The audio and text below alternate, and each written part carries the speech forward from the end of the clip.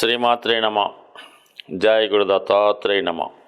ఈ వీడియోలో మనం వృశ్చిక రాశి వారికి 2025 సంవత్సరం ఏప్రిల్ నెలలో జరిగే మాస ఫలితాలు పరిశీలిద్దాం.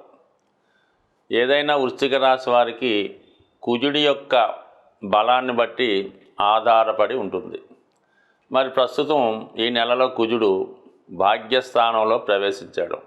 అంటే దాంతో జాతకుడు తన యొక్క విదేశ ప్రయత్నాలు, ఉన్నత విద్యా ప్రయత్నాలు, అలాగే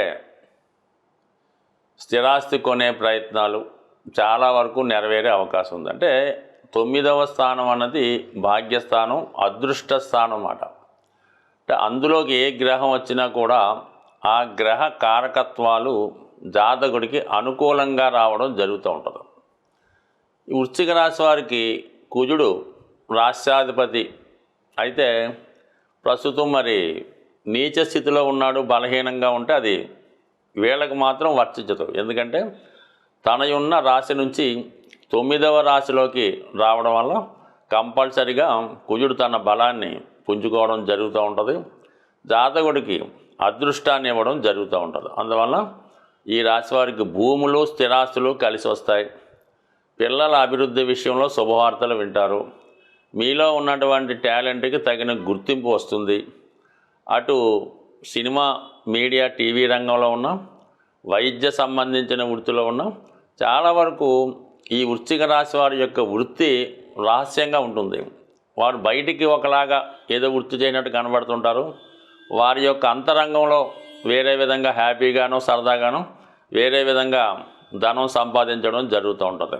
కొంతమంది ఈవెన్ ప్రభుత్వ ఉద్యోగం చేసినప్పటికీ కూడా 2 రకాలుగా ధన సంపాదన, వాళ్ళు వృత్తి ప్రవృత్తి రావడం జరుగుతూ ఉంటుంది.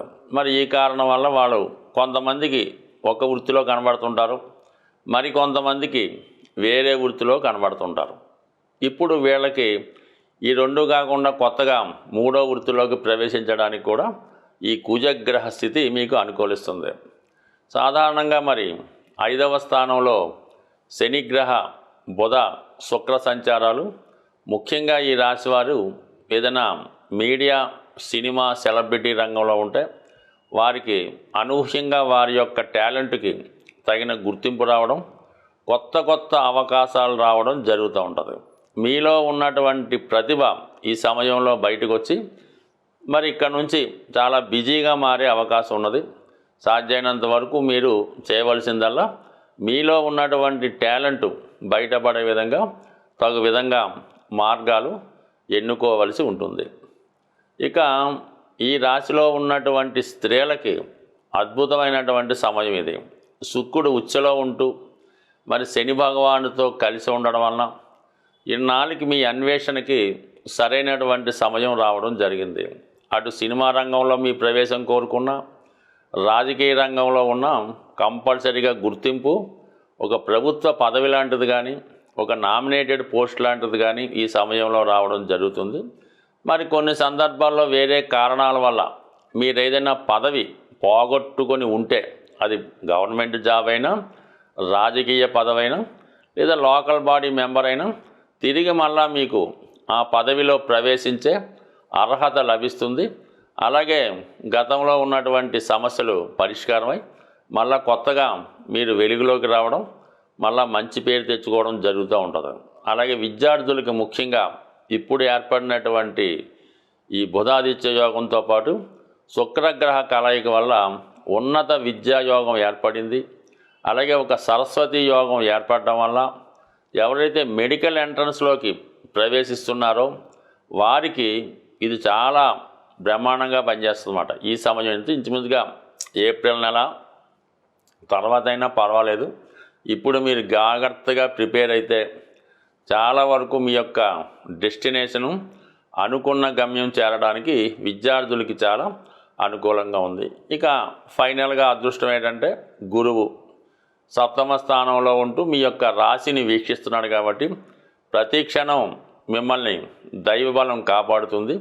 అలాగే వివాహ సంబంధించిన విషయాల్లో చాలా వరకు చాలా సమస్యలు సాల్వ్ అవుతాయి. అంటే గతంలో విడిపోయినటువంటి భార్యాభర్తలు తిరిగి మళ్ళా కలుసుకోవడానికి, గతంలో తప్పిపోయినటువంటి వాయిదా పడినటువంటి వివాహ సంబంధం మళ్ళా కుదిరి మళ్ళా వివాహానికి మంచి ముహూర్తాన్ని కూడా పెట్టుకోవడానికి గ్రహస్థితి చాలా చాలా అనుకూలించడం జరుగుతుంది. అయితే నిర్ణయం కరెక్ట్గా తీసుకోవాల్సి ఉంటుంది. అంటే పంచమంలో ఉన్నటువంటి పాపగ్రహాలు మిమ్మల్ని చాలా కన్ఫ్యూజ్ చేస్తుంటాయి. ఒక వివాహ విషయంలో కానీ ఏదైనా స్పెక్యులేషన్ విషయంలో కానీ ఇబ్బంది పెడుతుంటాయి. కాబట్టి చాలా వరకు జాగ్రత్తగా ఆలోచించి నిర్ణయం తీసుకోవాల్సి ఉంటుంది.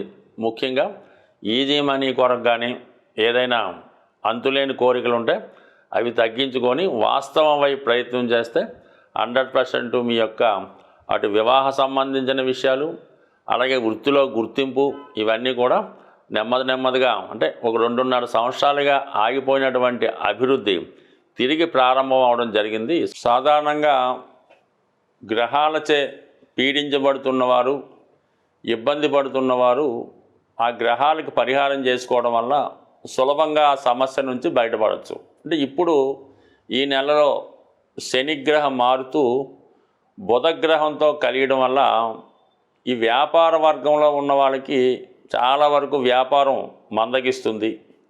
విద్యార్థులు ఎంత చదివినా కూడా చదివింది జ్ఞాపకం రాక పరీక్షల్లో రాయలేకపోతుంటారు. అలాగే చాలా వరకు సరైన నిర్ణయాలు తీసుకోలేకపోవడం వల్ల చాలా వ్యవహారాల్లో నష్టపోవడం జరుగుతూ ఉంటుంది. ఆ కారణం వల్ల బుధుని యొక్క అనుగ్రహం కోసం చాలా సులభం మాట. బుధుడు తొందరగా అనుగ్రహించే గ్రహం.